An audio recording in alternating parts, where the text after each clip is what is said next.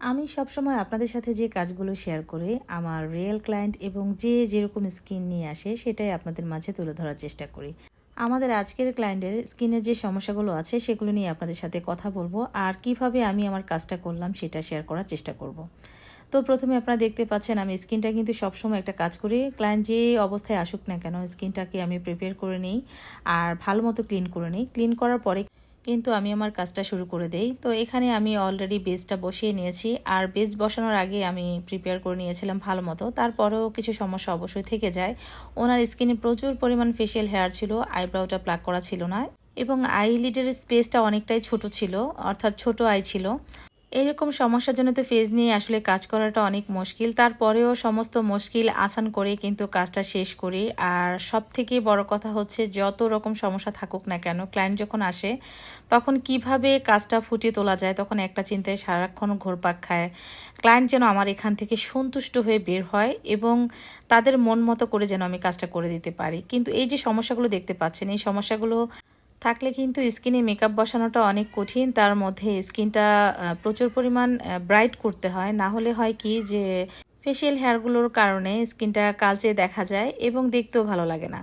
সব থেকে ভালো হতো যদি ফেশিয়াল হেয়ারগুলো রিমুভ করে কাজটা করতে পারতাম আর আইব্রাউটাও যদি করা থাকতো তাহলে কিন্তু আরও একটু সুবিধা হতো। তো এখানে যেহেতু আইটা অনেক ছোট, তার মধ্যে ওনার আইব্রাউটা প্লাক করা নাই, এমনিতে আরও বেশি ছোট মনে হচ্ছিল। তো এই চোখগুলোতে আসলে কাজ করতে গেলে অনেকটাই সমস্যায় পড়তে হয়, তারপরেও কিছু করার নাই। ক্লায়েন্ট যখন এসেছে তাকে তো সুন্দর করে সাজাতেই হবে। আর আমি যে এরিয়াতে থাকি এখানকার 90% ক্লায়েন্ট যখন আমার কাছে আসে আমি সবার স্কিনে টুকিটাকি সমস্যা দেখি। তবে তারা কি ফেশিয়াল করতে আসেন না? হ্যাঁ, অনেকেই আসেন, তবে বেশিরভাগ আপুরা এসেই বলে যে আমার স্কিনটা কিভাবে ব্রাইট হবে, ফর্সা হবে, সেরকম কোনো ফেশিয়াল থাকলে আমাকে করে দেন। বা কোনো অকেশন হলে আর যদি দেখতে আসে যে কনে পক্ষকে ছেলে পক্ষ থেকে যদি দেখতে আসে তখন চিন্তা ভাবনা করে যে না স্কিনটাকে একটু মাঝে ঘষে করতে হবে। সেই মুহূর্তগুলোই বেশিরভাগ আমার কাছে ক্লায়েন্ট আসে যে আপু আমাকে কালকে দেখতে আসবে, স্কিনটা কিভাবে একটু সুন্দর করে ব্রাইট দেখা যাবে বা একটু মসৃণ দেখা যাবে সেটা করে দেন। সে সময় তাদের চাহিদা মোতাবেক যে ফেশিয়ালগুলো সাজেস্ট করা দরকার আমি সেটাই করে দিই। ইনস্ট্যান্ট একটা গ্লো যেন স্কিনে আসে সেটাই করে দেওয়ার চেষ্টা করি।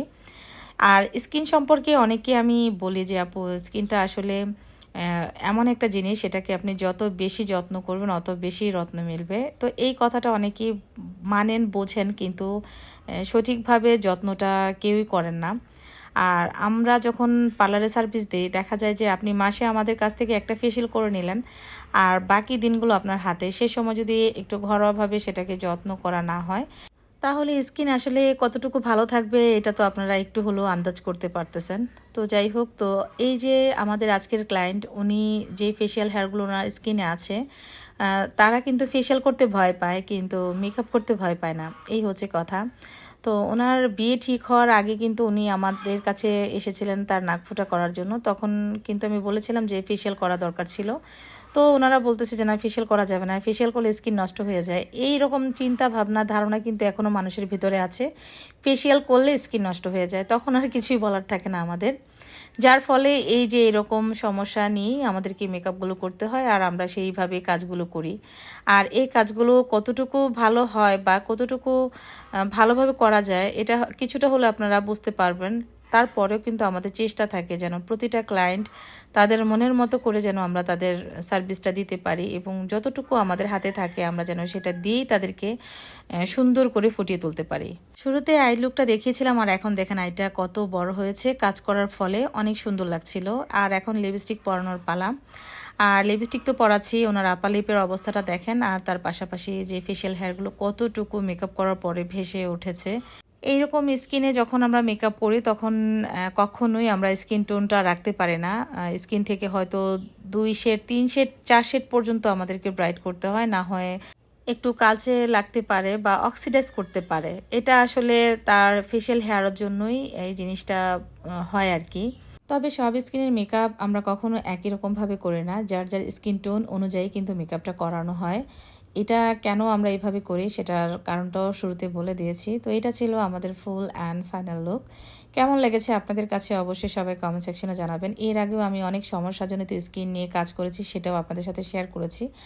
অনেকেই অনেক রকম মন্তব্য করেছেন, তবে সবার যে সমস্যাগুলো থাকে এটা তাদের ফ্যামিলিরাই সব থেকে বেশি ফেস করে। তো আজকে এই পর্যন্তই। আল্লাহ হাফিজ।